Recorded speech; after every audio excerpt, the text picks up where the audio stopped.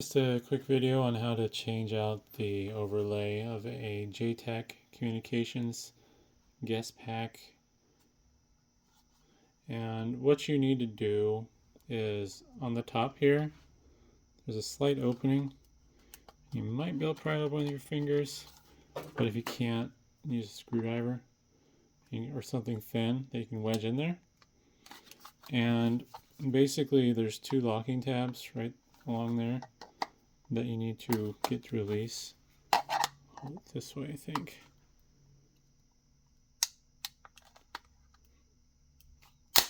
There we go.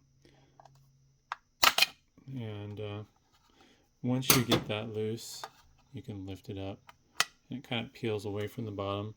There's two little nubs along the bottom that hold it into place on this end, and then from there you can replace this with your branding. Basically cut a little window for the numbering, or you can just print your numbering on there. Once you're done doing that, you'll start with the bottom of the mount like that, and then just push it down and working your way towards the top till it clicks into place like that. It should be nice and strong.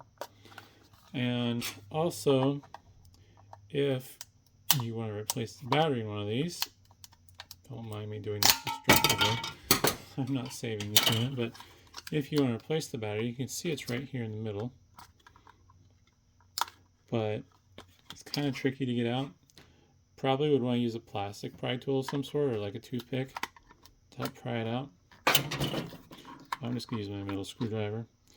And once you get it out, you'll notice there's some double-sided adhesive, and then goes a little 2-pin connector. Just pull it down like that. And I've removed the adhesive from this one. This has, upside down.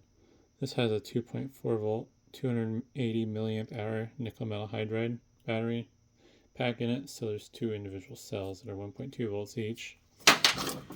When you reinstall it, make sure the polarity of your new battery matches the old one, and basically just kind of feed it down into there like so. Push the connector in, and then you just kind of wedge it back in there between the tabs, making sure not to kink the wire. But after you put the new battery in, you just put your overlay back on there and then snap down the cover like so. The overlay's not lined up.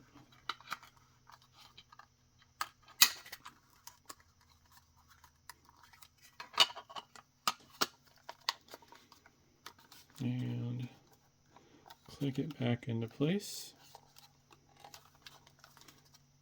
Can be tricky. There we go. And yeah, so hopefully that's helpful, and thanks for watching.